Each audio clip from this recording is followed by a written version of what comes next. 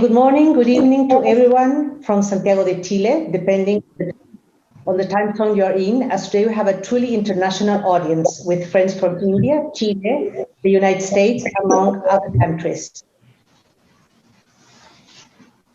My name is Loreto Leighton, Executive Director of the Chile Pacific Foundation and the moderator of today's high-level webinar. This activity is a joint effort between the Observatory Research Foundation of India, ORF, and the Chile Pacific Foundation. Please note that there is Spanish-English, English-Spanish interpreting service available for this activity. For those who want to use it, you just need to click on the tab with the image of a globe in the toolbar at the bottom of the screen and then select the language. Now I will turn over to Akshay Mathur, Director of ORF Mumbai, who will deliver some welcome words and introduce today's activity. Akshay, the floor is yours. Thank you so much, Loreto. Good evening from India. Good morning to those who are joining us from Chile. My name is Akshay Mathur. I'm the Director of ORF Mumbai and also head of the ORF Geoeconomics program. So I welcome all the attendees, both from India and Chile and around the world. Delighted to co-host this with the Chile Pacific Foundation. The credit really for this to the Chile Pacific Foundation, I must admit. Chile Pacific Foundation particularly took the initiative to reach out to us and suggested the idea of doing this, and also we discussed the ideas together. So really the credit to Chile Pacific Foundation. You have a great team with Louis. Happy to see the chair here, Mr. Alberto Salas. Join us this evening as well. Look forward to many more areas of cooperation and as well as discussion and roundtables with the Chile Pacific Foundation. I do want to give credit to my colleague Dhaval Desai. He's the Vice President and a colleague from the senior management at ORF Mumbai who helped put this together behind the scenes along with Louis. Delighted to see Pastor Jorge Hein, who I've known in my previous capacity and hosted him several times. His name is, of course, very familiar and his work is very familiar here in India. And joining him this evening from ORF is Admiral Girish Luthra, who I suppose you will hear a formal introduction and you might even see his bio on the website of this event. But he's one of our finest naval officers, having just retired as the Chief of the Western Naval Command and joined us as a distinguished fellow. So we're looking forward to a great discussion. Just one remark that you might all know, we are conducting this discussion under the shadow of a raging pandemic here in India. Many friends and family and colleagues are deeply hurting and are in pain. We've lost loved ones. Some of them are still in the hospital. I suppose this is just another reason that we need to understand and work together across the world, even if we are physically very far apart. But the pandemic has shown that that we need to understand each other's geographies better and collaborate across borders. And so our thoughts and prayers for everybody here in India, but also around the world and Chile for those who are hurting. And I hope that that this discussion continues to be, at least serves as first of many steps that we can do together between Chile and India. With that, I'll hand it back to you, Loreto. Thank you. Thank you very much for those words. And we understand the pain that you're going through in India right now. And we hope that you can make the best efforts to overcome this really tragic situation, I would say. Having said that, Alberto, I will give you the floor to give your words. Alberto Salas, the president of the foundation, the Chile Pacific Foundation. Estimados amigos del Observatory Research Foundation of India, ORF, de los cientos de personas que se han inscrito para este interesantísimo webinar. En nombre de la Fundación Chilena del Pacífico, les quiero dar a todos los presentes una cordial bienvenida. Y muy en especial a todo el equipo de ORF, a quienes les manifiesto nuestros más sinceros agradecimientos por animarse a llevar adelante esta actividad. De varias que esperamos llevar adelante en conjunto para analizar y proyectar los aspectos más relevantes de la región del Indo-Pacífico, una de las más dinámicas del mundo y de creciente interés estratégico para nuestro país.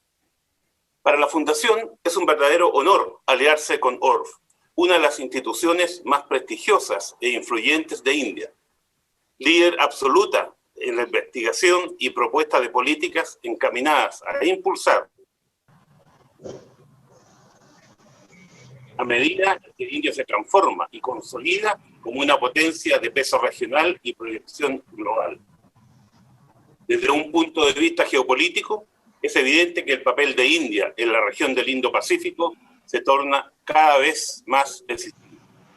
Y de esto dan cuenta hechos y tendencias muy recientes, como por ejemplo, los acercamientos entre India y los Estados Unidos en el contexto de las tensiones entre la Casa Blanca y Beijing, y en el marco del denominado Quadrilateral Security Dialogue, también conocido como Quad.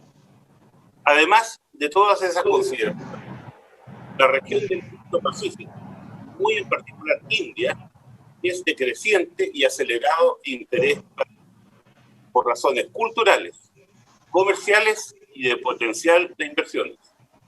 No por nada, hace pocas semanas atrás, nuestro ministro de Relaciones Exteriores, Andrés Salamán, comparaba la importancia de India para Chile hoy como la que tuvo en los 90 y a comienzos de los 2000 China para nuestro país. Chile, de hecho, fue el primer país latinoamericano que individualmente logró firmar un acuerdo comercial con India, se concretó en el año 2007. India, en suma, se ha convertido en un actor protagónico de la economía mundial, con un crecimiento dinámico y un socio estratégico para nuestro país en múltiples dimensiones. Quiero agradecer también. I would like to thank particularly our two panel members of today, Ambassador, my friend, Jorge Jaime, expert in... Se desempeñó como embajador de Chile en China, India y Sudáfrica. Y el almirante Girish Luthra, Flag Officer in Chief del Comando Naval Occidental de la Armada de India, a quienes Loreto va a presentar a continuación. Muchas gracias por su atención y le cedo la palabra a Loreto. Thank you very much, Alberto. And before introducing our panelists, Gracias, pero antes de presentar a nuestros panelistas, quisiera pedirle al público, si tienen preguntas durante la presentación, por favor, háganlas a través del chat y después las vamos a ver para la sesión de preguntas y respuestas. Muchas gracias.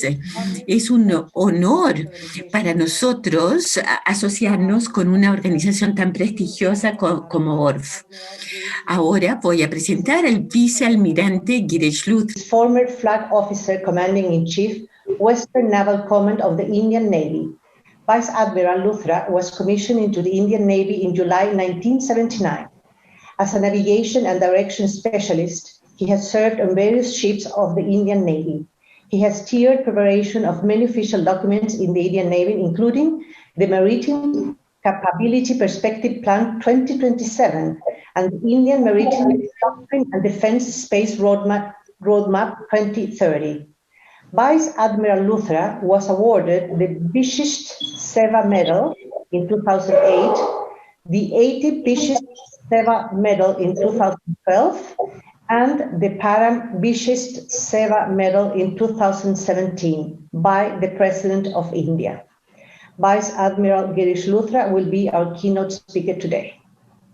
I'm going to introduce Ambassador Jorge Jaime. He's a lawyer, international relations scholar, and diplomat with a special interest in the international politics of the Global South. He has served as ambassador of Chile to China between 1994 and 1999, ambassador to India between 2003 and 2007, and to South Africa between 1994 and 1999, and also as a cabinet member in the Chilean government. Ambassador Jaime is currently research professor of international relations, Pardee School of Global Studies at Boston University. He's a non-resident senior research fellow at the Center for China and Globalization in Beijing, and honorable visiting Professor of International Relations at the University of Sichuan in Chengdu. He holds a law degree, a Bachelor of Philosophy in Modern Political Analysis from York University, and an MA and PhD in Political Science from Stanford. Ambassador Heine will provide comments on Vice Admiral Luthra's presentation. After the interventions of Admiral Luthra and Ambassador Heine, we will open the question and answer session with the members of the audience. Again, as I mentioned just a couple of minutes ago, please use the question and answer tab at the bottom of the screen to send your questions and or comments at any point of the webinar.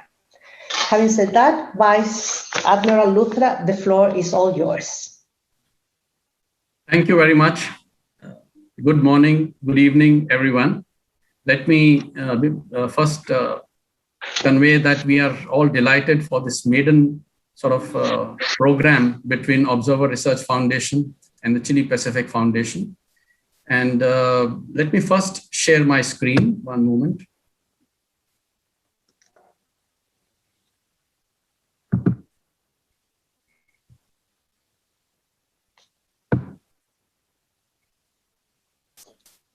All right, the subject that we are going to be discussing today is emerging dynamics of the Indo-Pacific region. In the last 3 or 4 years, this subject, the vastness of this subject has increased manifold. I remember speaking on this subject in 2016-17, and the scope was much narrower. Today, it is much, much broader. Many activities have come under this domain. And therefore, in this short time frame, what I plan to do is cover some of the topics very briefly. I will be able to just touch upon them and move on to the next subject because we have limited time and we want to keep adequate time for discussions. Let me first talk a little bit about the broad overall strategic and security environment globally that we find ourselves in, which is dictating the developments within the Indo-Pacific. Now, we have been for some time witnessing a new form of internationalism. In international relations, there are new dynamics at play, something that we haven't seen before. We have also seen that traditional approaches, both for international relations as well as for security, are inadequate. They are not suitable for the current environment. Old concepts, old instruments that we learned when at least people like me were studying security in defense colleges and in international relations, those are today becoming increasingly irrelevant. Also, some of the concepts like cooperative security, collective security, blocks, alliances, they have sort of changed in relevance today. We are also seeing coexistence of globalization and nationalism, or you can say globalization and liberal democracies coming in direct conflict or on a collision course with forces of nationalism and protectionism. And of course, a large number of countries are following to what I refer to as strategy of hedging. There are new debates that have taken place. Of course, currently, because of COVID-19, the ongoing pandemic, there is a lot of discussion taking place on the impact of COVID-19 on various issues in different realms and how the post-COVID world order is going to look like. There is discussion on liberalism versus realism, democracies versus state-led authoritarian capitalism, which now is becoming a major issue of discussion, given the example of China in state-led authoritarian capitalism, or, as the Chinese call it, socialism with Chinese characteristics. We are seeing new form of security challenges, both traditional as well as non-traditional. Economic models, the trade models that was set in place post-Second World War are also being put into question. There is, of course, the new debate on supply chains. We will talk about it a little later. Another debate that has emerged is on critical and high-end technologies.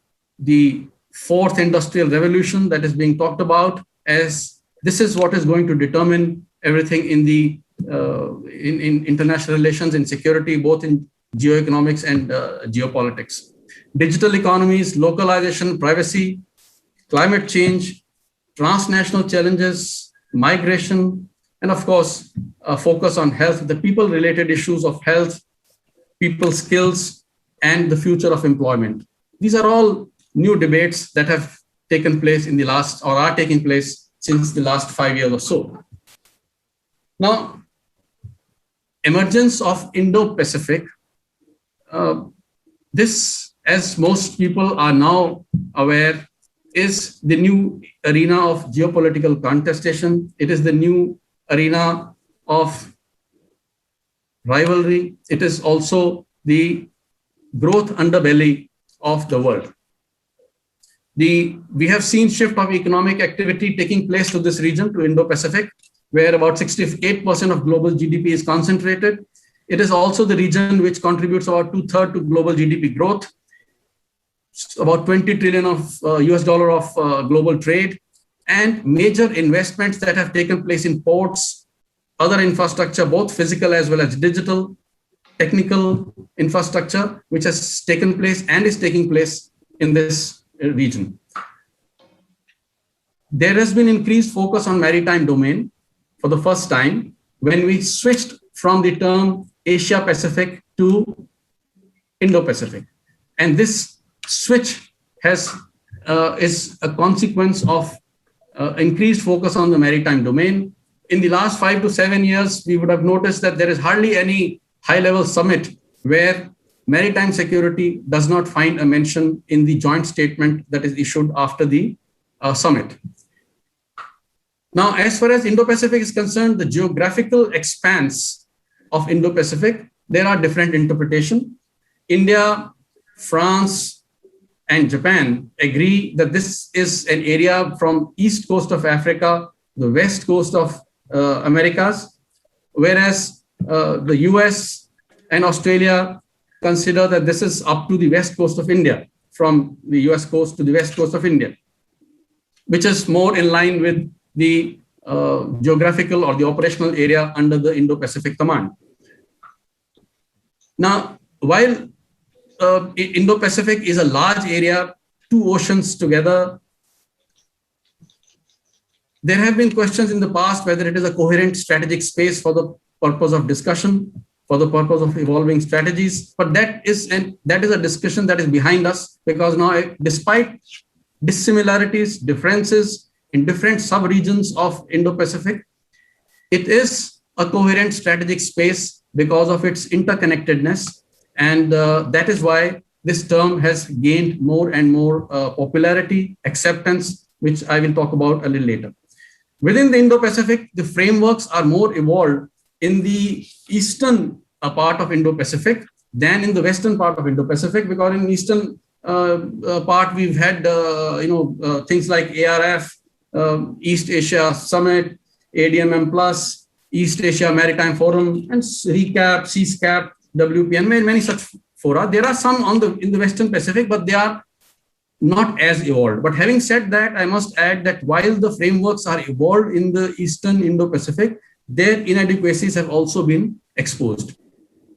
Within the Indian Ocean region, this data is pre-COVID, that a large number of ships transit through the Indian Ocean region, and also large number of ships which transit through the Malacca Strait, with world oil flowing 66%, bulk cargo, and 50% of world's container shipments which pass through this area, with significant number of critical shipping lanes in the Indian Ocean region.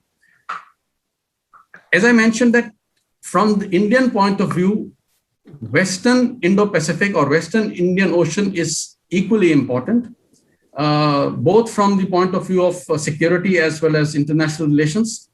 And as you can see in this on the screen, a large number of task forces operate in the Western Indo-Pacific, various task forces which are around the Persian Gulf, the Red Sea, and northern east coast of Africa.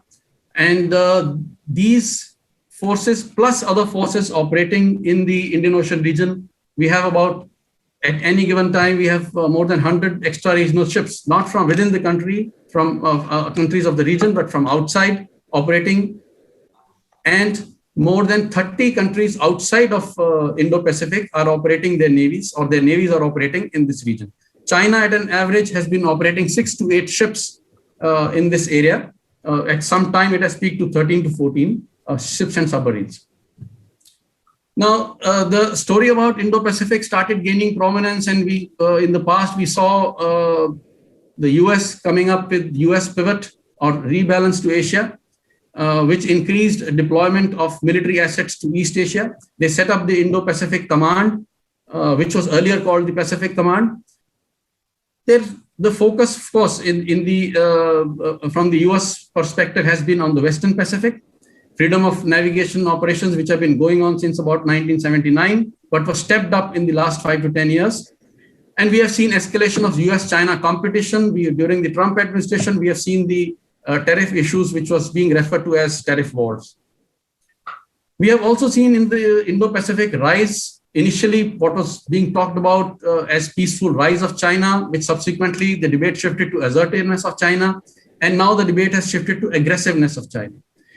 In the recent past, we have seen China involved in these aggressive actions in South and East China Seas against Taiwan, against Japan, against Philippines, Indonesia, Australia. There has been a border standoff which is ongoing as far as India is concerned in the northern areas, and of course with Hong Kong. We have also seen the Regional Comprehensive Economic Partnership, RCEP, which is ASEAN plus 5, taking shape. By next year, it should come into effect. The new investments have been made in Africa and Middle East as well. Naval deployments have increased, exercises have increased in the Indo-Pacific, and a large number of new military facilities have come up in the Indo-Pacific region. In the Middle East and Persian Gulf, conflicts and tensions, as well as realignments, have taken place substantially. As far as India is concerned, there has been a big upswing in India's relationships with the GCC in particular and in the Gulf region. And maritime security is a major contributor or major facet of the developing partnership in that region. Another development that has taken place is the Quadrilateral, which comprises Australia, India, Japan, and the US. This was an informal security dialogue or a discussion forum. Initially, the Quad came into discussion forum after the 2004 tsunami, and by about 2006, 2007 officials, around 2007 official 2007, las discusiones oficiales empezaron a tomar lugar.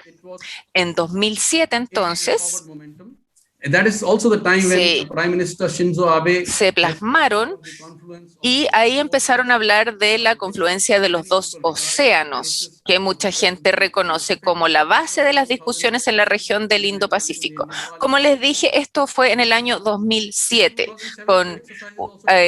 involucraba al Parlamento indio. También se hizo la cumbre de Maiten el 12 de marzo. Y luego el cuadrilátero empezó a bajar su intensidad de actividades.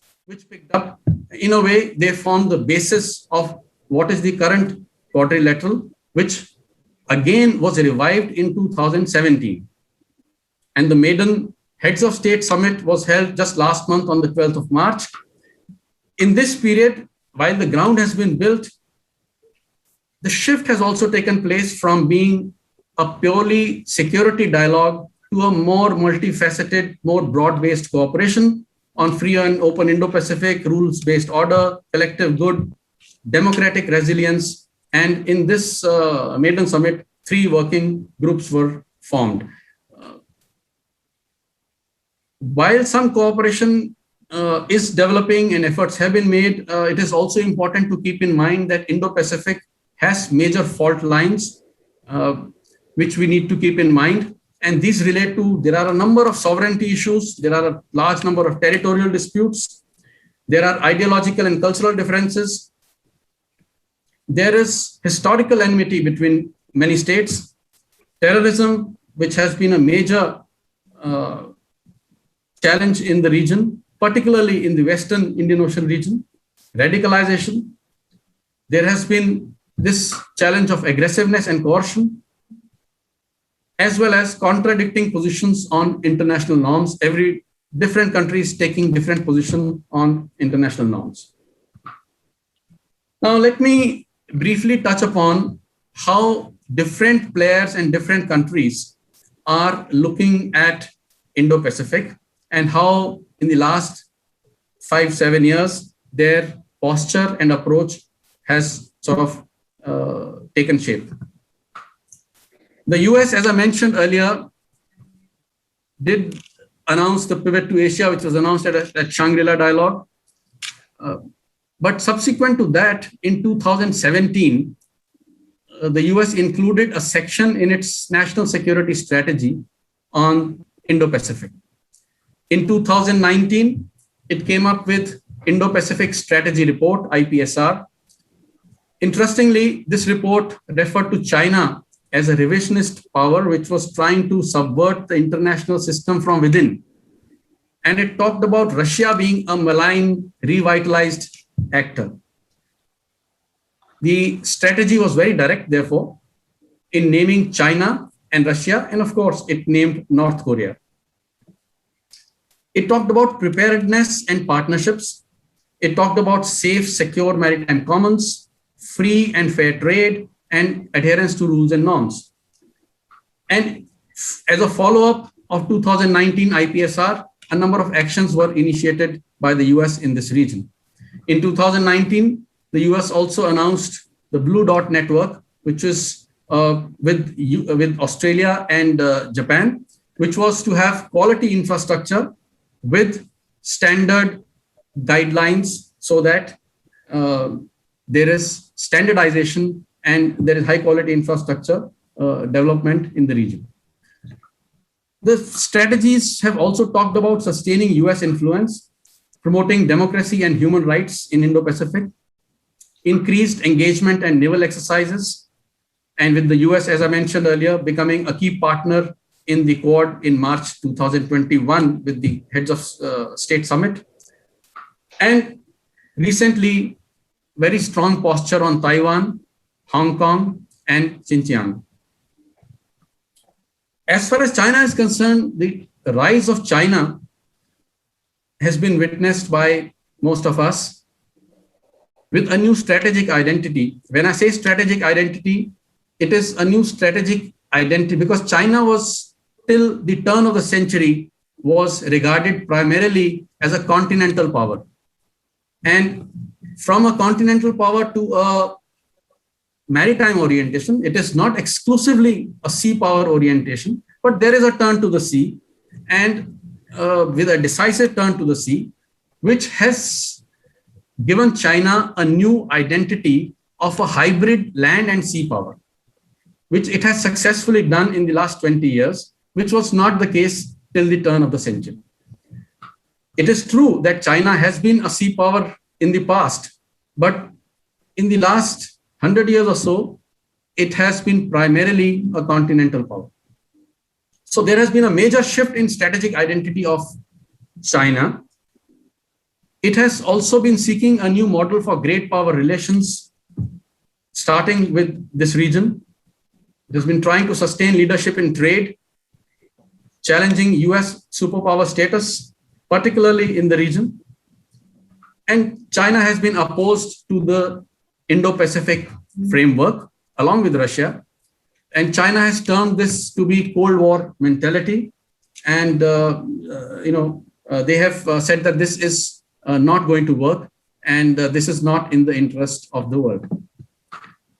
We are all familiar with the Belt and Road Initiative. Much has been written and talked about it. This has also grown to include digital, Polar Silk Road, many other aspects. Initially, of course, there was Silk Road Economic Belt, SREB, and MSR, the Maritime Silk. It also started with the OBOR, One Belt, One Road, and around 2013, and then moved on to BRI. 3-4 years ago, we had about 60 countries in this. Today, the number is just above 130 countries which are part of BRI. It is supposed to be a $1 trillion initiative. The first BRI, the forum was held in China in 2017, where a large number of heads of states also participated. But today, there is a somewhat of slowing down of BRI. A number of objections were raised to BRI. These related to objections related to lack of transparency, the terms and conditions of debt, and also corruption. There were sovereignty issues which India had also raised. India never joined BRI. Some other countries exited. Some have cancelled some of the projects, and a large number of countries are also renegotiating the BRI contracts because they tended to be one-sided. And we've had a number of these issues come up in our neighborhood, in Pakistan and in Sri Lanka, at the Hambantota port and the China-Pakistan Economic Corridor, which is referred to as CPEC, where Gwadar is intended to be the gateway for CPEC. I have mentioned here a few objectives of BRI. The objectives of BRI were not spelled out any time by China. So I've just put down some of these as assessed, because these are not outlined. And China, this was a new grand vision of President Xi Jinping with indicating a collaborative roadmap. And it was initially planned to aggregate projects overseas, link those projects with Sino-centric value chains, address resource and energy dependencies, consolidate China as a regional and global power, and make strategic gains through economic cooperation. These were broadly the aims. There has been a change. There has, as I mentioned, there has also been a rethink or relook in China itself. China has come up with the defense white papers regularly, and subsequently talked about seizing strategic initiative, and has talked about and then undertaken major defense reforms. It has developed a robust military industrial complex, done sale of defense equipment to a large number of countries in the Indo-Pacific. We have also seen increase in humanitarian assistance and disaster relief operations, as well as research missions, the scientific and oceanographic research deployments by China, increasing since about 2009-2010. It has undertaken large-scale reclamations in the South China Sea and East China Sea. The estimates are that the reclamations are over 3,200 acres in that region, where a number of facilities, military facilities, have been created in a number of islands in the South China Sea and East China Sea.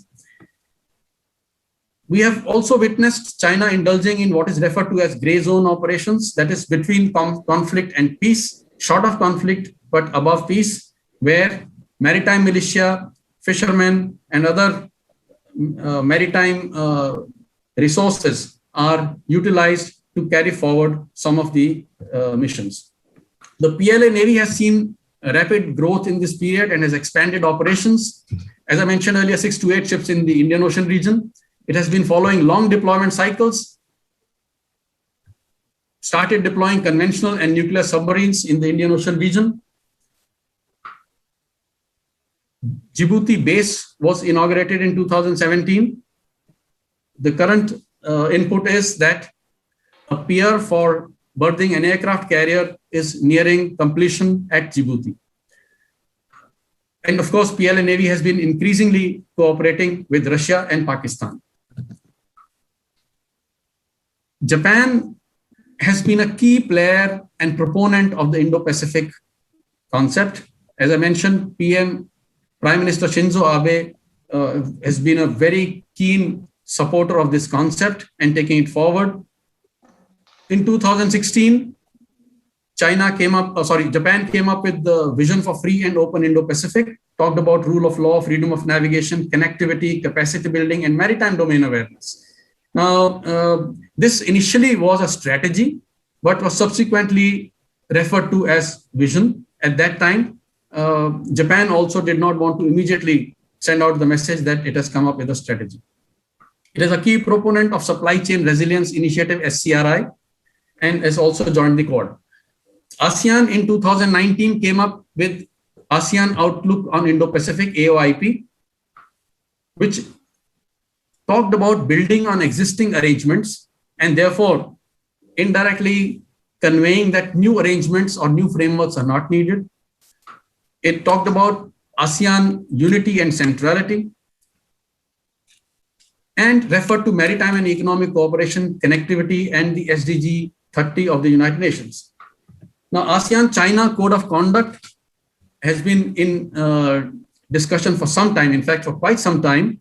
The origins of this, or the start of this was in 2002, when there was a dialogue started, a declaration was made for the conduct of parties in 2002, but that did not make much progress. But in 2017, the ASEAN-China binding code of conduct discussions were started with a target of 2021 to complete these discussions and to come out with this code of conduct. What was spelled out was SDNT, that is single draft negotiation text, which has been under dialogue.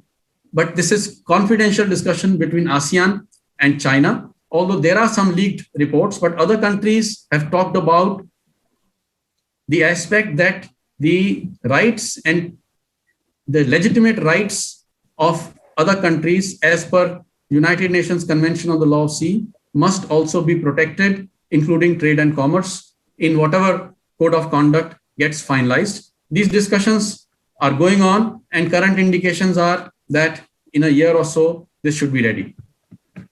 Australia has been a key player as well with Defense White Paper in 2013. Australia was the first country actually to use the term Indo-Pacific in its official correspondence, in its official terminology. And in 2016, the term, this was the outlook towards Indo-Pacific was amplified further with freedom of navigation, rule of law, free flow of trade and investment, economic integration. Australia has been focusing a lot on capacity building in Southeast Asia and is also a member of the Quad. France, another key major player in the Indo-Pacific. France has substantial part of its exclusive economic zone in the Indo-Pacific.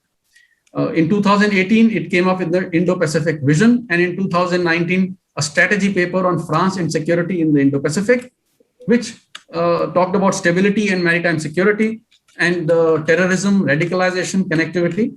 And here I want to mention that India and France have been cooperating significantly as far as Indo-Pacific region is concerned.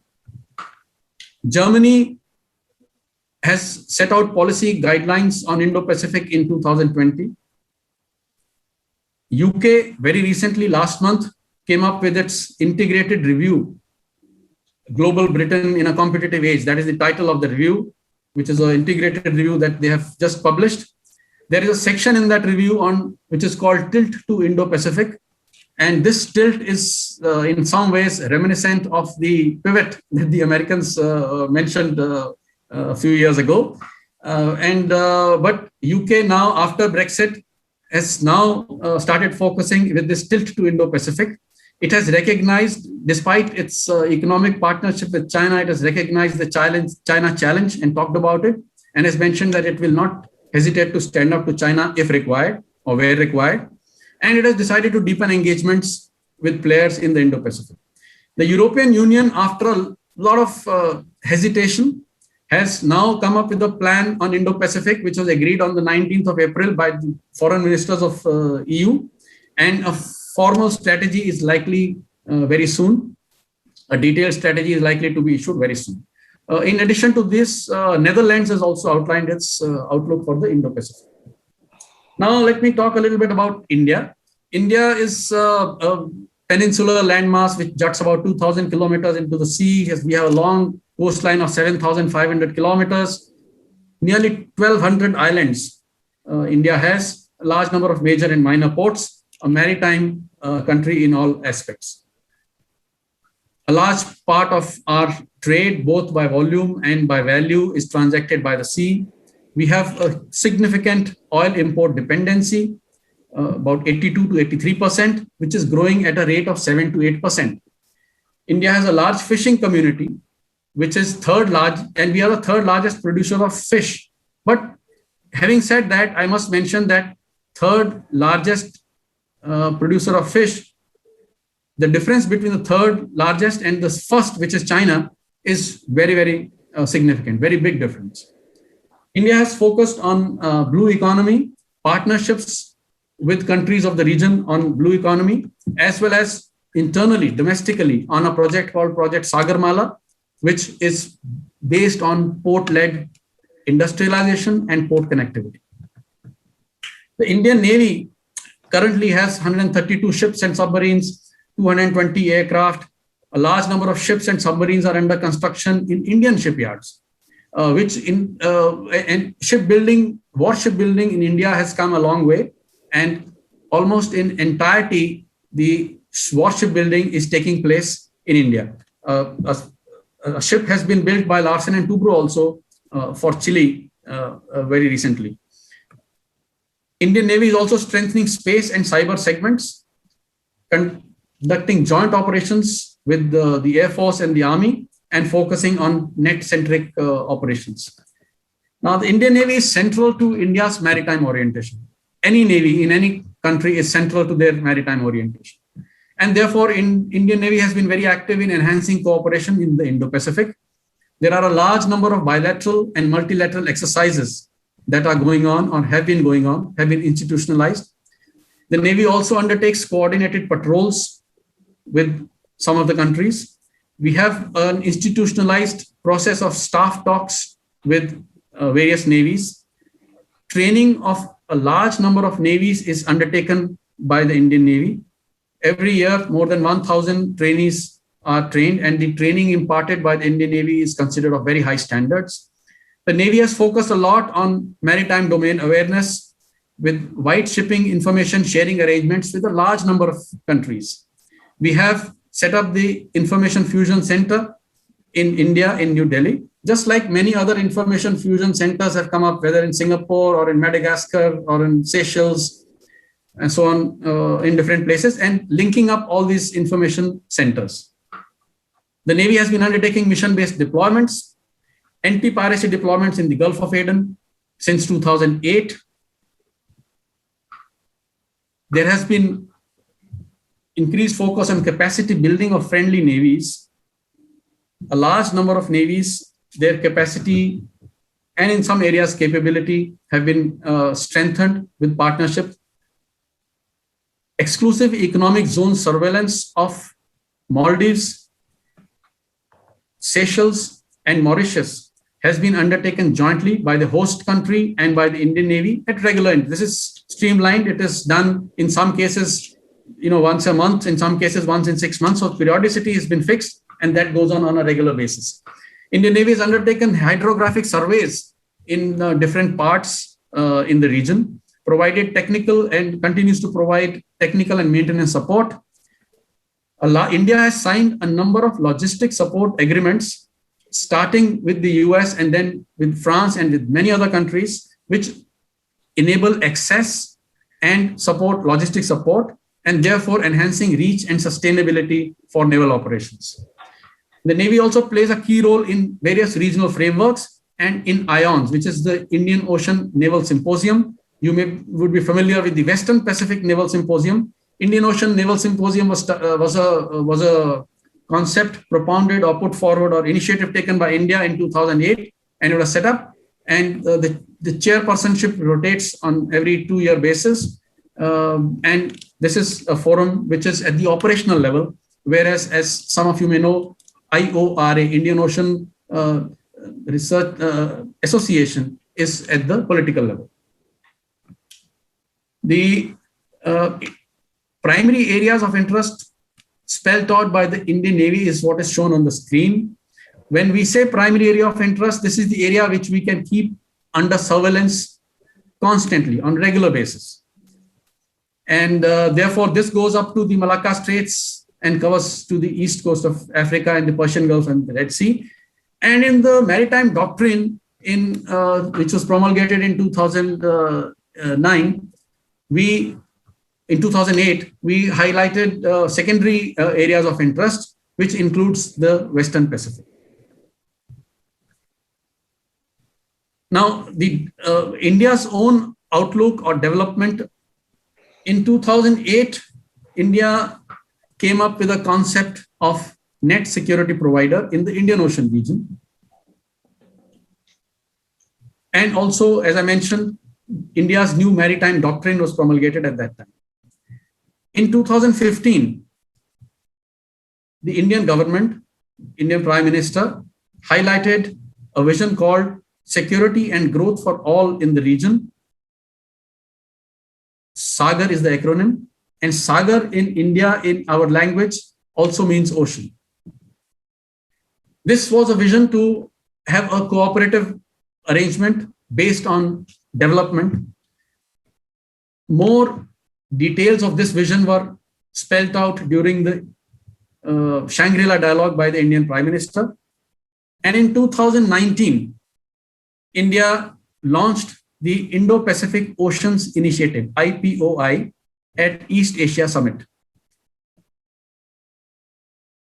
Now, IPOI and Sagar, which I talked about, are linked with each other, or you can say that IPOI is like fleshing out the details or spelling out the details of Sagar in some form. IPOI has 7 pillars. So India has identified 7 pillars for partnerships and cooperation. These are in maritime security, maritime ecology, maritime resources, capacity building and resource sharing, disaster risk reduction and management, science, technology and academic cooperation, and finally trade, connectivity and maritime transport. Different countries have started joining under different sets of different pillars for cooperation with India. Australia, Japan, France have already started projects under some specific pillars of Indo-Pacific Oceans Initiative, and these are now beginning to take shape. But the larger issue is that India has put forward this concept of development-linked cooperative security, because the cooperative security, as seen during the Cold War, is not relevant today and is unlikely to be successful. This is not an arrangement in which countries come together and have a common threat in mind and are required to forcibly join. Here it is by choice, and nobody is required to take a particular position. Smaller partnerships are encouraged in this, and to build on these smaller partnerships are built on the larger sort of objective of IPOI. That is the concept. So the concept of development-linked cooperative security is something new, and this is what India has put forward as the answer to the current challenges and to maintain stability in the region. Now, the broad approach that India is following can be sort of summarized as promoting stability, maritime security, and prosperity in the Indo-Pacific region, supporting and promoting rules-based international and regional order. There has been a lot of discussion on this, and there is a requirement to adapt the existing rules-based order to the current requirements, but at the same time, ensure and have some mechanism to ensure that the rules-based order is actually followed by countries of the region. India is also in consonance with other Quad members on free, open, inclusive, and resilient Indo-Pacific, free from coercion, open for trade, commerce, all types of activities, inclusive to have no special sort of status given to anybody, and resilient, as I mentioned, on the supply chains and on resilience in standing up to challenges. This is the thought that has been put forward by Quad and is also subscribed to by India. India is also keen to promote equity and fairness in globalization. As you all know, globalization has undergone quite a shift from early 2000s when it was, in the economic realm primarily. Subsequently, currently now it is being referred to as whether it is selective globalization or, globalization with certain characteristics. But the primary point put forward by India is equity and fairness in globalization. India is seeking to develop partnerships as per Sagar and IPOI, strengthen freedom of navigation and overflight in compliance with international maritime law. This is a very complex subject, a subject for another sort of webinar itself as to how are we going to achieve this, because a large number of countries agree, including China, on the concept of freedom of navigation. The problem is that what is freedom of navigation is sort of, there is difference of opinion as to how countries interpret the international maritime law. India will continue to provide assistance for capacity building and capability development to countries in the region. It seeks to enhance cooperation to address challenges like terrorism, which in India's context is a major challenge. Also, cyber, illicit trafficking, piracy, organized crime, and migration. India has set up a number of mechanisms, including CDRI, which is a coalition on disaster resilient infrastructure, which is mainly in South Asia. Proactively contribute on climate issue. India has been a major player on the climate goals and meeting the targets for 2030 and for 2050. New technologies, partnerships for new technologies, critical technologies, partnerships on health, employment, and on blue economy. At the same time, India is seeking to strengthen security through defense and naval cooperation with like-minded countries and partners. So this is how India is looking at. As I mentioned in the beginning, this is a large canvas, and in this short time frame, I've just tried to flag a few issues, and subsequently we will discuss some of these issues in the Q&A session. So thank you for your kind attention. Thank you very much, Admiral, for this very comprehensive presentation. And it's been very interesting to hear your words about the BRI and Indo-Pacific. That's a view that we hadn't made that parallel so far. So it's very interesting to see it now in your presentation. I will give now the floor to Ambassador Heine. You have the floor, Ambassador, for your comments and presentation as well. Thank you. Your micro is off. Muy buenos días. Muchas gracias. Good morning. Thank you, Loreto and Alberto, for the invitation of the Chile Pacific Foundation. Comment on this very comprehensive presentation by Admiral Lutra. There's really no way I can parse and comment in. No hay ninguna forma en que yo pueda comentar en detalle los. Has shared with us this morning, giving us really an overview of this topic, one of the hottest topics in geopolitics in the world today. As you may have heard, in fact, President Biden in his State of the Union last night mentioned the Indo-Pacific is one of the hot areas in the world. That gives you an indication of how significant the topic has become. Now, why is that so? The reason is very simple. The term has come up because of what the World Bank has referred to as the wealth shift. That is this major shift that we have seen in the course of the past 20, 30 years or so from the North Atlantic, which for much of the 20th century was the center of economic activity, to what we referred to for a long time as the Asia-Pacific. And now there is this shift with many people referring to it as the Indo-Pacific. And let me give you an example of what this wealth shift signifies very specifically. Among the top 10 cities with most billionaires in the world, according to Forbes magazine. 5 are in China. One of these cities is Mumbai, where Admiral Luthra is. If that doesn't give you an indication of what is happening in the world, nothing will. There are more billionaires today in Beijing than there are in New York.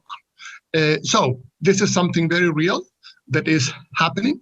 And as a result of that, we have a major attention shift as well from leaders, from governments around the world, away from the North Atlantic to the Asian part of the world, to the Asian continent. In fact, as you know, the first head of government to visit the Biden White House was Prime Minister Sagar of Japan. The first trips by the new Secretaries of State and Defense of the United States were to Japan, Korea, and India. Now, that said, it is important to understand that names and maps do not necessarily represent reality. They frame it. The notion of Asia-Pacific became popular in the 90s, after the end of the Cold War. It held for close to 30 years, and now it is being challenged by a new notion, the Indo-Pacific. As the Admiral underlined, there is a long history of this notion of the Indo-Pacific, but it was really revived by Prime Minister Abe in a visit he did to India in 2007. There were talks about it, but at the end, it didn't really catch. India wasn't keen to confront China at the time.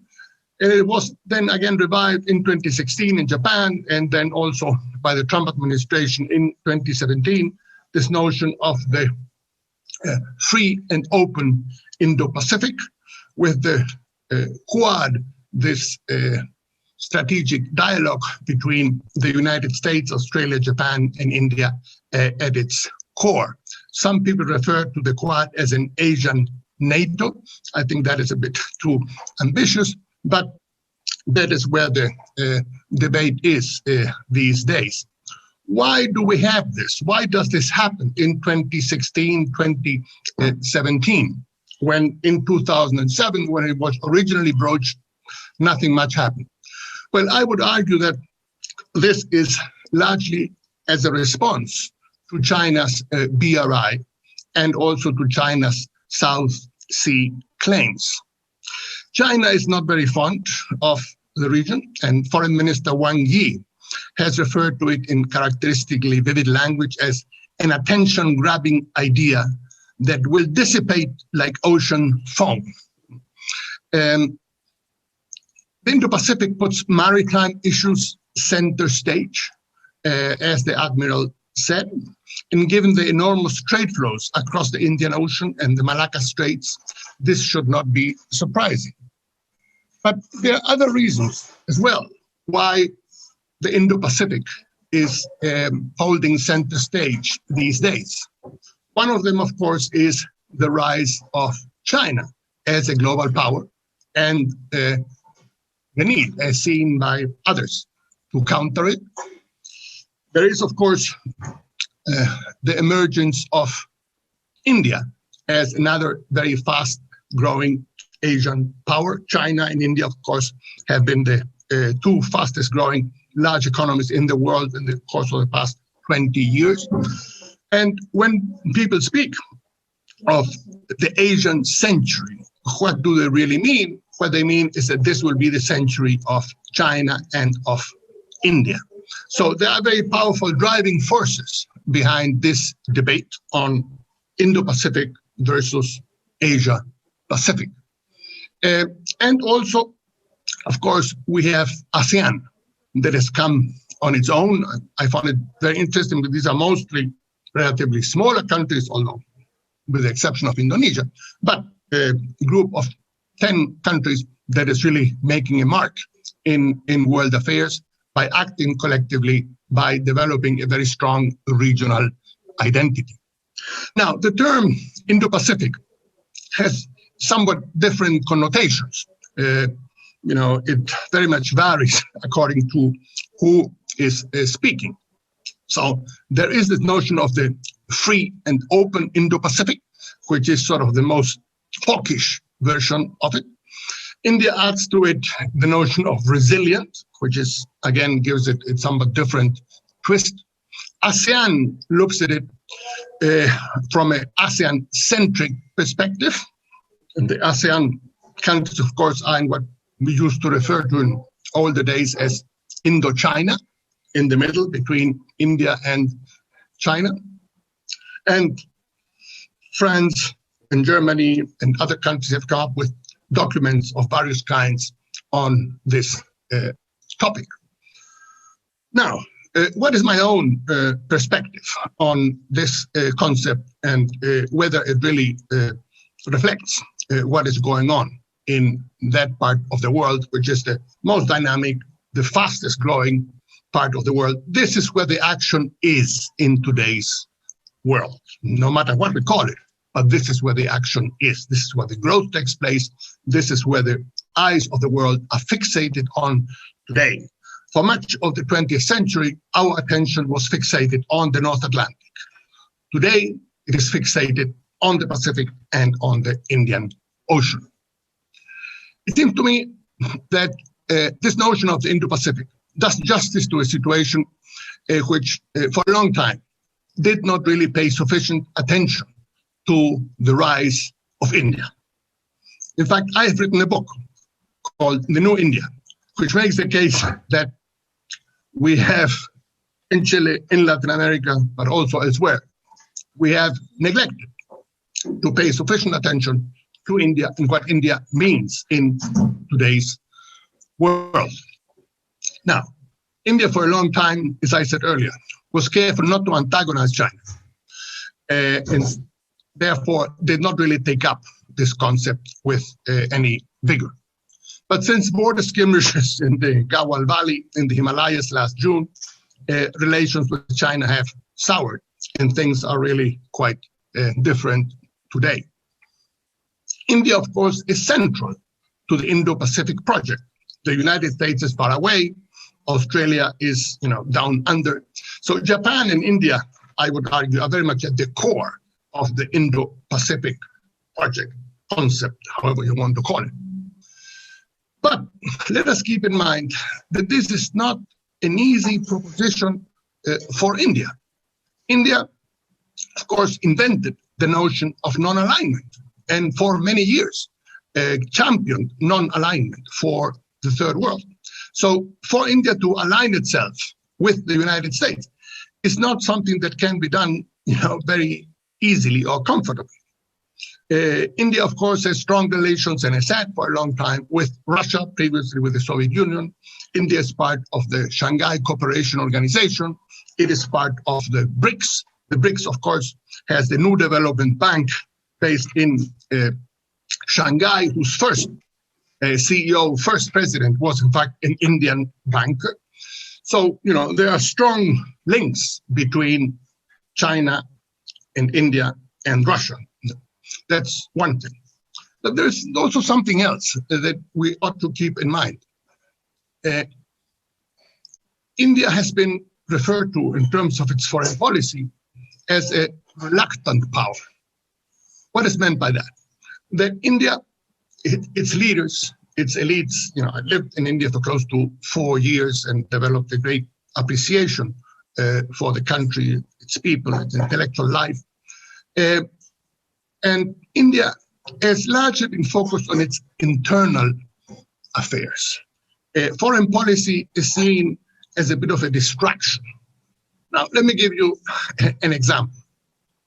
Who was the last Indian prime minister, in fact, the only prime minister to have visited Chile? Indira Gandhi in 1968. Now, you might say, well, Chile is a small country at the end of the world. Who would want to visit, let alone somebody as important as the Indian prime minister? Well, if I ask, when was the last time the Chinese president visited Chile? And she visited Chile in 2016. He had visited Chile twice before as vice president and as leader of a party in the province. And he would have visited for a fourth time in 2019 if the APEC summit had not been cancelled. Now, that shows you a contrast between foreign policy behavior by India and foreign policy behavior by China. The point I'm trying to make is that military exercises like the Malabar exercises have their place.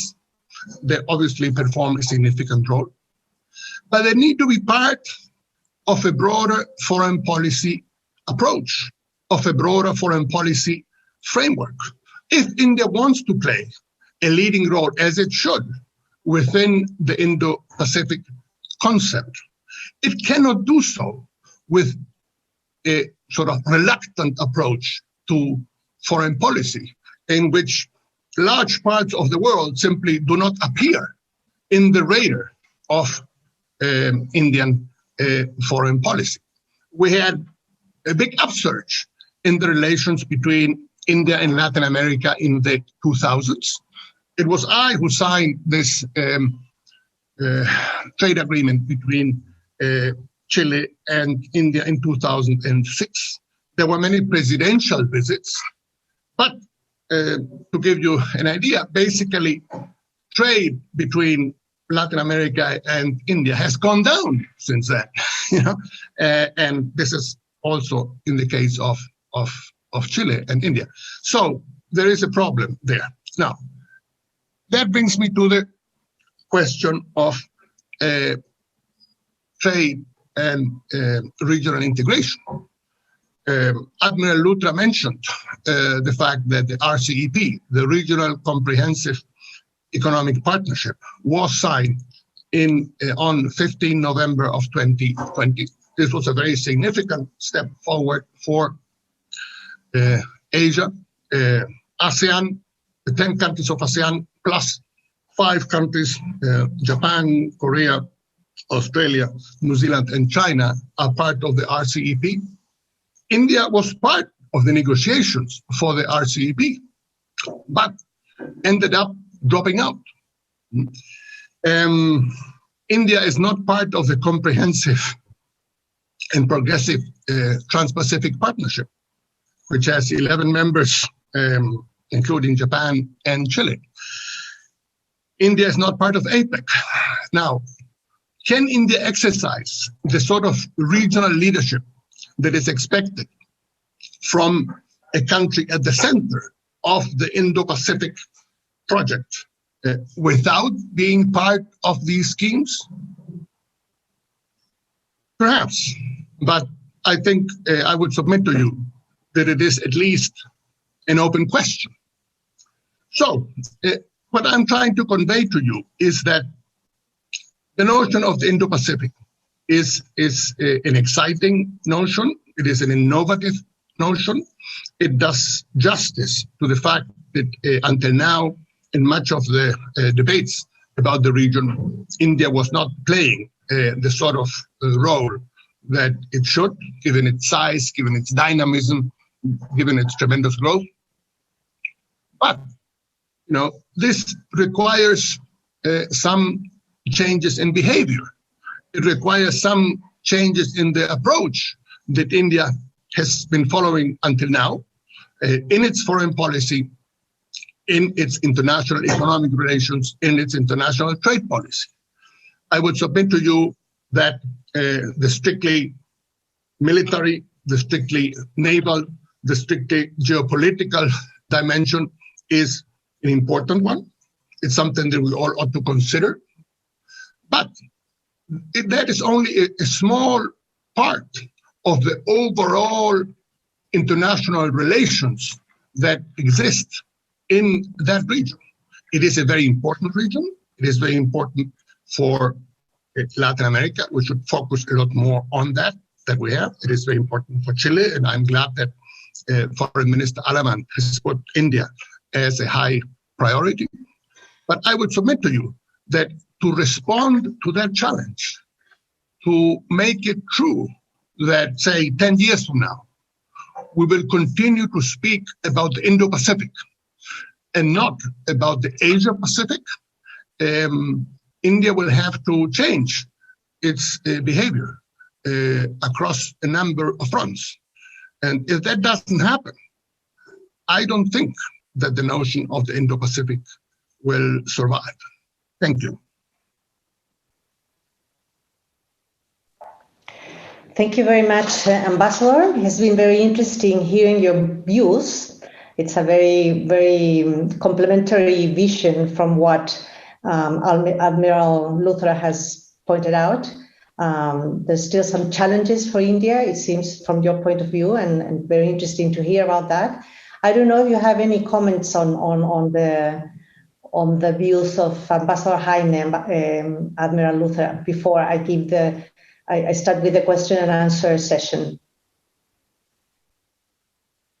Yes, I think Ambassador Heine has captured quite a few points.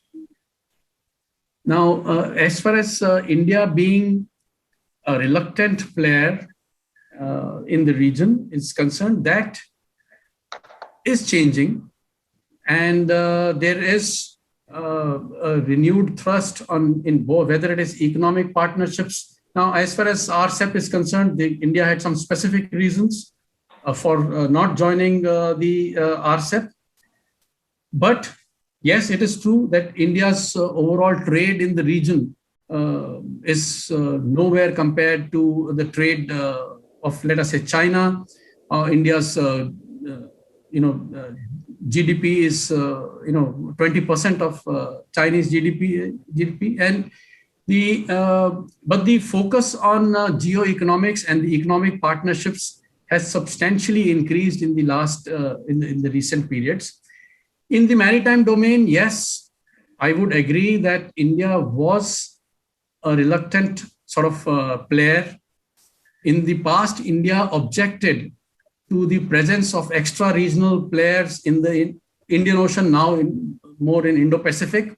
There was a time when India was reluctant and India would oppose, as Ambassador Heine mentioned, India would oppose extra-regional presence in the Indian Ocean, whether it was the US or France or Russia.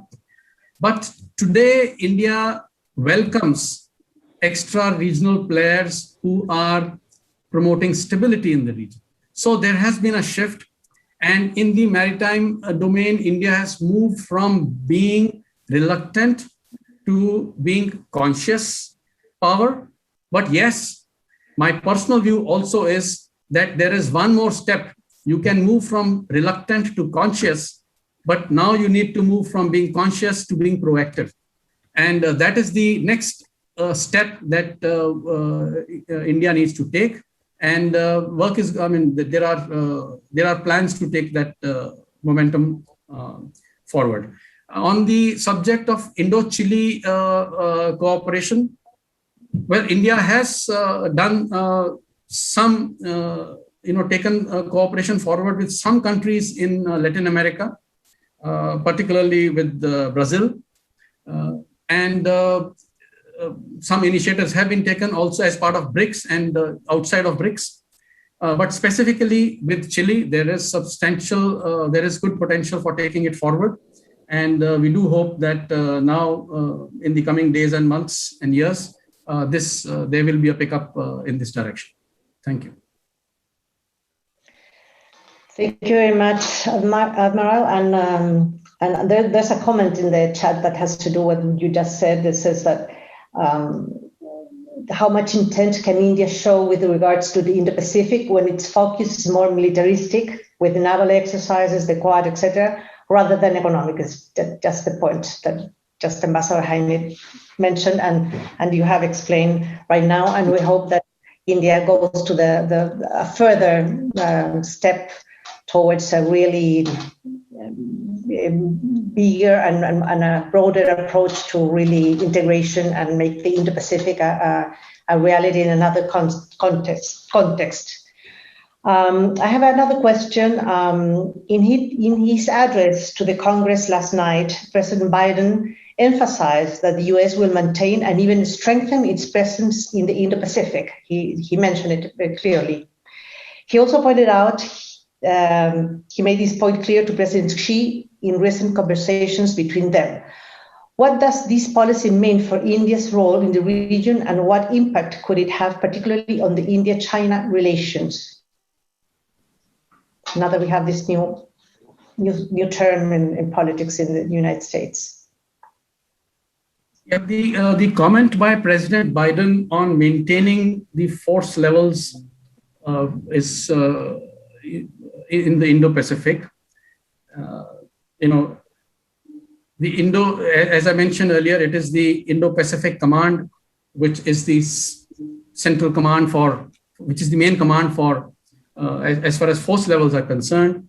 There are large number of personnel of the US stationed in Japan and South Korea and Australia, in addition to facilities in Singapore. So sustaining these levels, it is not a surprising statement. It is something that is expected, that the US will continue, if not increase, at least continue with the force levels that they have. There are a large number of ships as part of ships and submarines as part of Pacific Command. There are almost 2,000 aircraft as part of Indo-PACOM, and about 350,000 personnel stationed in the region. So these numbers are going to be sustained. But as far as US is concerned, the primary focus currently in the Biden administration appears to be on US-Japan partnership right now. That appears to be the number one on their agenda, with, as I mentioned in my presentation, with China focus, with South China Sea, East China Sea focus, but the larger competition, not just security competition in South China Sea, but on the larger, not security, but including economic, trade, ideological, cultural, because today the competition is not just economic and military, it is also cultural, as I highlighted, it is also ideological. It is not purely a balance of power competition. Balance of power, now this statement refers to balance of power by maintaining forces, but it is also an ideological competition, and that is why the talk about diamond of democracies, the stress on human rights, and the requirement for people to sort of not align with state-led authoritarian capitalism. So it is as much ideological and as much cultural, and that is the emphasis that is being put by the Biden administration. And to do that, to convince people that they are serious about all this, this statement says that the force levels and the posture will be maintained and maybe increased. Yes, Loreto, may I add to that? Yes, it is important to keep in mind, it seems to me, that this notion of the Indo-Pacific goes back to something that the Admiral said earlier. For a long time, China saw itself largely as a continental power.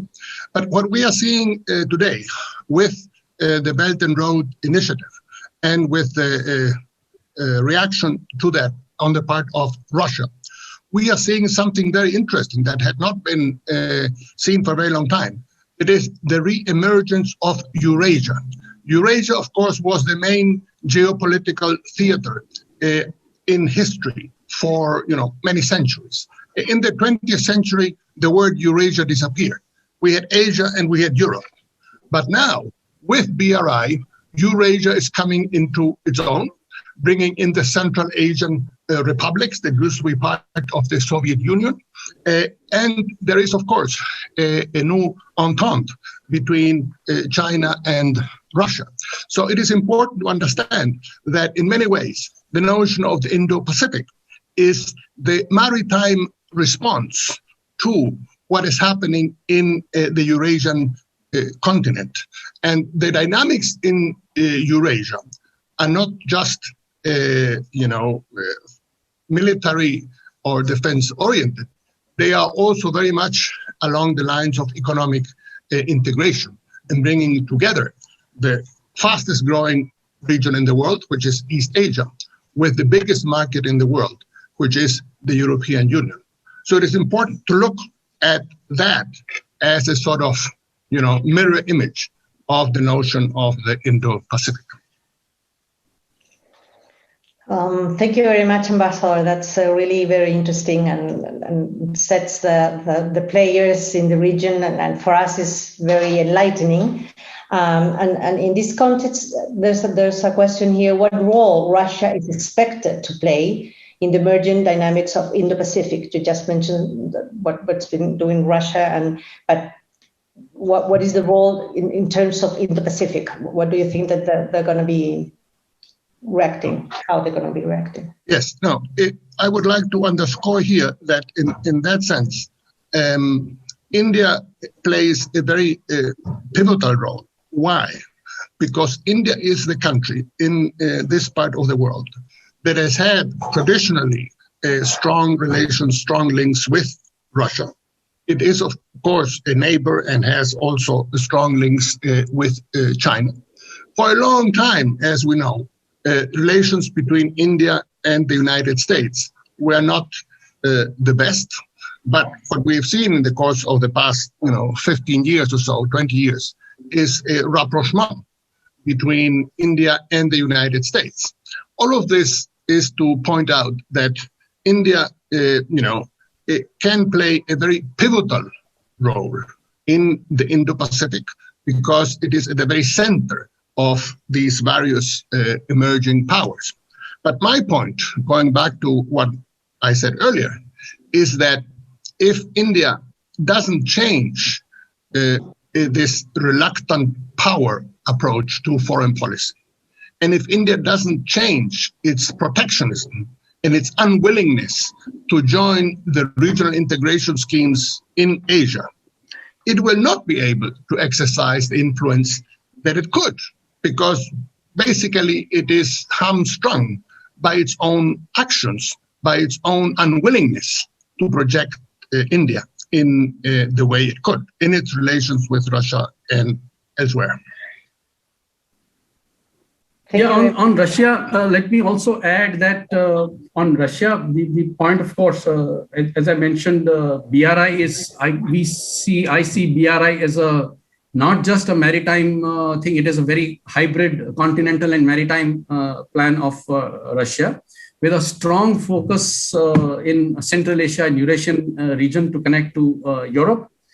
That is a major component of BRI. But on the larger issue of Russia, what also needs to be kept in mind is while India has very good and has had good and strong relationship with Russia, but now with the increasing sort of partnership between Russia, China, and Iran, which we need to include in this sort of cooperation framework, with Iran joining the cooperation with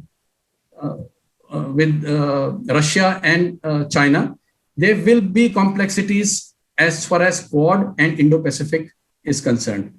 And there, I agree with Ambassador Heine that India has a major role to play.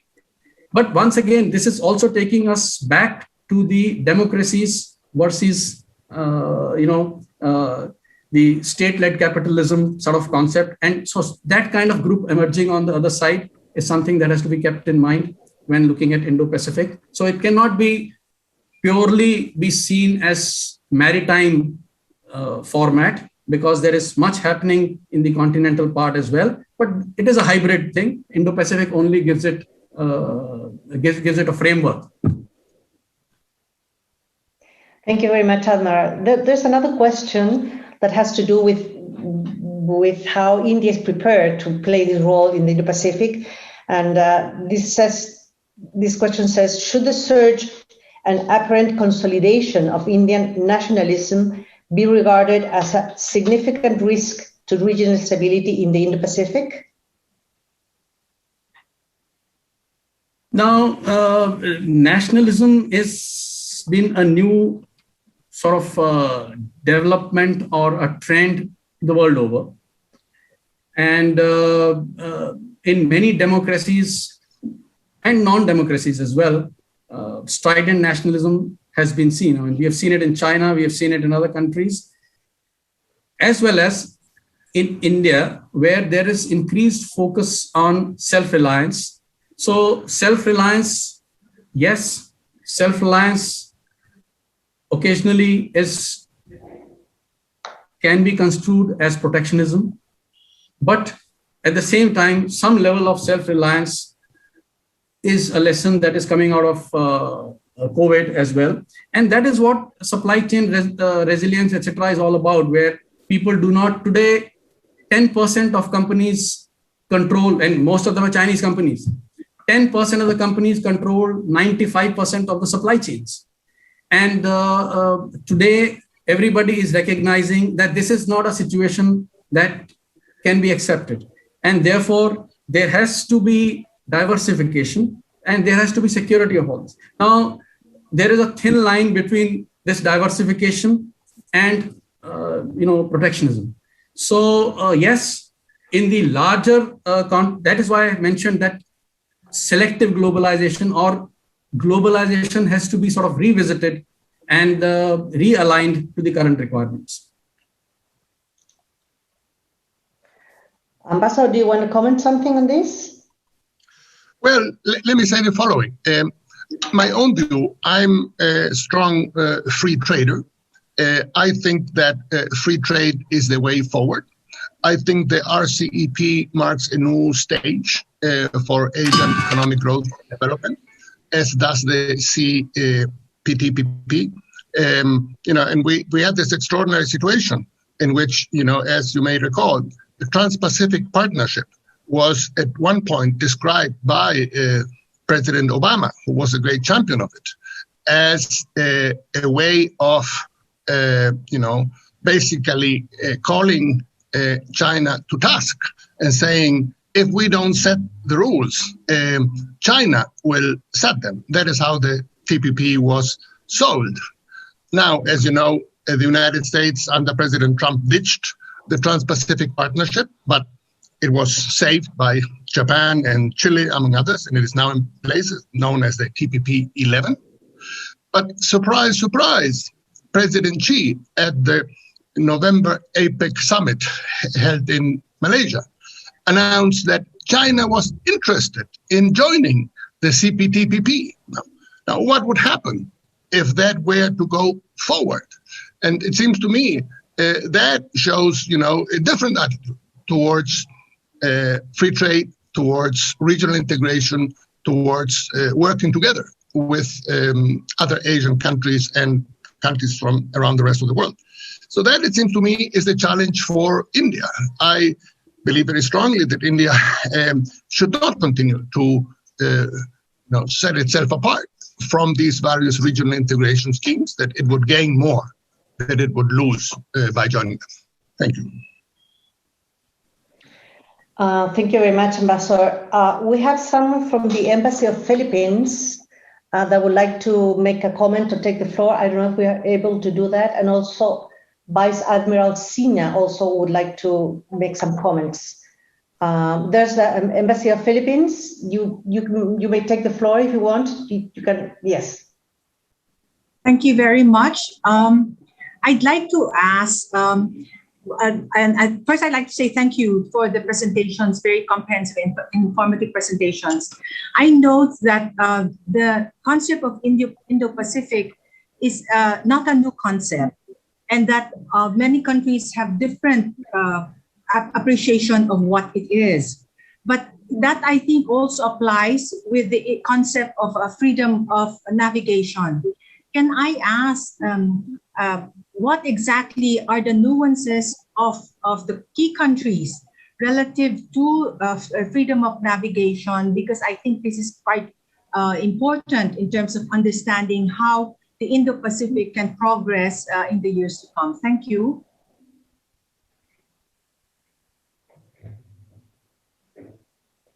You want me to answer that? Yes, please, if you can. Okay, that's a very good question on freedom of navigation, because in many diplomatic parleys, in many joint statements, this finds mention. But my reading has been that there is that generally speaking, the understanding on this issue is not very good, and including in some joint statements that it is included, at the end of bilateral dialogues or summits, and it creates more confusion. While it sounds to be a good term to use, but there are complexities. So I think the question is very valid.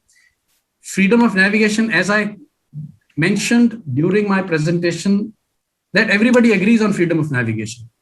The problem is that the United Nations Convention on the Law of the Sea of 1982 is not very explicit in some areas. Now, as far as commercial ships are concerned, as far as commerce and trade is concerned, there is broadly agreement on this issue, but the problem is related to military vessels. And she asked about nuances. The nuances are primarily related to what activities can be done in the exclusive economic zone, what is permitted and what is not permitted. Now, for example, China believes that no exercises are permitted in exclusive economic zone and prior notification is required. US believes that it is not required and you can undertake passage and exercises in the exclusive economic zone. And the concept of innocent passage is applicable only to territorial waters. Now, there is a difference of opinion. Similarly, there is a difference of opinion on the legal sort of entitlements for exclusive economic zone of artificial construction for reclamations of reefs, rocks, etc., whether they are entitled for additional EEZ, etc., or not. So these kind of differences are creating confusion. I personally have been of the view for some time, and I continue to be of that view, that there is a requirement for like-minded countries to work together and develop a common understanding of freedom of navigation, which will require rework, some additional work on the United Nations Convention on the Law of Sea, because it will need to be expanded a little bit more. It's not going to be simple. It's going to be very arduous. It may take a long time, but this is something that the international community has to do. Unless we do that, this confusion will prevail, and therefore these disagreements will continue. And so developing common understanding on freedom of navigation is a necessity, which is aligned with the international maritime law. Thank you. Yes, Loreto, can I speak to that as well? Yes, let me say the following. It seems to me that in terms of the freedom of navigation, we have a very delicate and a very sensitive situation in the South China Sea, because what is happening is that while China is building up various islands and submerged rocks to build up its presence there, at the same time, the United States, to assert the very principle of freedom of navigation, is sending warships through the South China Sea at various moments, which it does all the time. Now, what is my concern? It is very possible that the combination of these two things can lead to perhaps unwanted, perhaps unfortunate clashes. Accidents can occur when you have the building up of airstrips and naval bases, together with the traffic of major warships from the United States. That is a very complex situation. And so I fully endorse what the Admiral has said, that it would be very good to have further clarification on what the law of the sea on that issue should exactly be. Now, Ambassador Carlos Portales has asked a question in the chat, and I'd like to address that. He is saying that how should Chile move forward in its relations with India in years to come? And he says that, yes, many years ago, China was quite closed, and that India may move in the same direction and open up its economy a bit more, which is something we all wish. Well, I would say the following. I've always propounded this it seems to me Chile should put much more attention to India. We have put China very much at the center of our policy towards Asia, which is very important, of course. China is, the second largest economy in the world, the largest one, in fact, in PPP terms, and Chile has done very well as a result of that. But it's never a good idea to put all eggs in one basket. And it seemed to me we could do a lot more with India. And to give you another example in terms of the opportunities we have been missing, when I was ambassador to India, Chile's export to India increased tenfold to $2.2 billion. And that was 2007. Since then, they have gone down. Can you believe that? They have gone down by something like 30%. At a time when the Indian economy has been growing in leaps and bounds. So there's obviously something that we are doing wrong here, as have, it seems to me, many other Latin American countries. And we're missing opportunities. So it seems to me we have our work cut out for us. And I hope the Chilean Foreign Ministry will do the needful.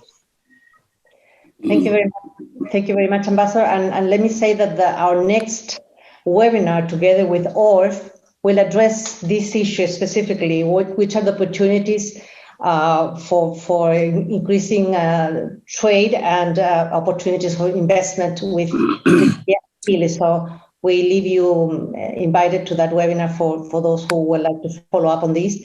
And there was a question also, what is going on with the trade between Chile and India, that it's so small. So I hope that they got the answer. I had Vice Admiral Sina that wanted to raise his hand. I don't know if he still wants to make a comment or make a question.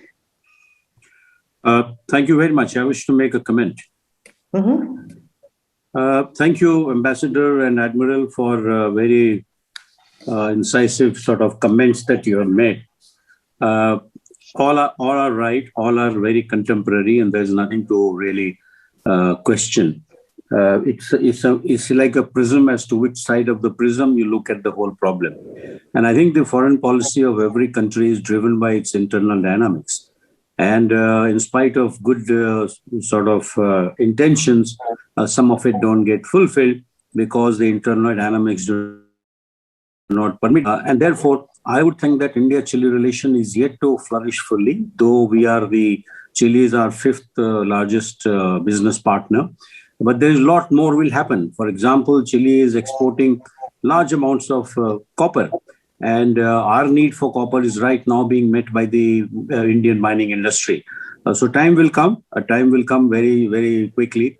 As the Indian industries grow, manufacturing grows, then you'll find that it is happening. Coming back to this Indo-Pacific, why it will not fail? I think Ambassador said that it was bound to fail. It will not fail because it's not a basically it's a geographical construct. It is confluence of two seas. The trade is not going to change. The Indo-Pacific is going to remain.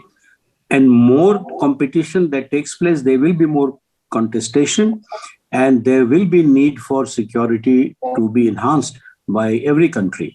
And I think as far as the clash is concerned with China's rise, it is primarily to do with the ideology of the two sides. One is a very autocratic society, wants to ding all the international laws, whether it is UNCLOS or whether it is boundary problem. And that is not acceptable to any country. You look at Senkaku, you look at Taiwan, you look at any place, you look at Hong Kong, you look at other South China Sea constructions. So I think it is primarily an ideological difference, which at the 19th CPC, the General Secretary Xi Jinping, he made a statement that this is one developmental model which the world can copy, world can follow. These are little dangerous statements to make in open. And he probably now has corrected himself in the Boao conference, which he just mentioned. He mentioned that, the world is doesn't belong to one, it belongs to many. And thank God he didn't say it belongs to only two countries, which is US and China. So I think by and large, he's reconciled to this multipolarity of the world. And therefore, I think that the smaller constructs will be very, very regional. and they cannot be worldwide. And one of the reasons why South America is not in the not in the construct right now, but hopefully it will increase. We have very good equation with the Chilean Navy. Some ships are also being made here. But I think that as a construct, Indo-Pacific, I'm sure it will survive. Whether it will be a security construct or not, that is time will tell. Yes, Quad is there, but Quad is still a non-military combination. It does not have any linkages with the Malabar exercise at the moment. But the chiefs of Indian Navy and the Indo-Pacific Command, in the latest Rise in our dialogue, they mentioned that, if it is required, it can be put together very quickly because the interoperability is quite high. So it remains at that stage. And I don't think we should look at everything from totally security point of view, though the angle driving all this is very much security. Thank you. Thank you so much, Vice Admiral, for your illustrative comments. I don't know if you want to comment, Admiral Luthra, on this, or? No, I have nothing to add on that. Okay. Thank you very much. We have come to more than an hour and a half of our webinar, so we should be closing this webinar. There's only one question that was made twice, and it has to do with what role can Asia-Africa growth corridor play to counter BRI? I don't know if you know about this corridor and this part of the equation that we haven't tackled. I don't know if you have any comments on that. Yeah, very briefly, Africa-Asia corridor is again one of the initiatives that have been taken. Japan is also partnering in that with India. And you see, BRI, when it started in 2013, subsequent to that, a number of infrastructure projects have been launched. The US came up with the Build Act, in 2017, and involved the private sector. Japan, Australia, India have been trying, but the main aspect, the question is whether we can match individually. These are smaller projects.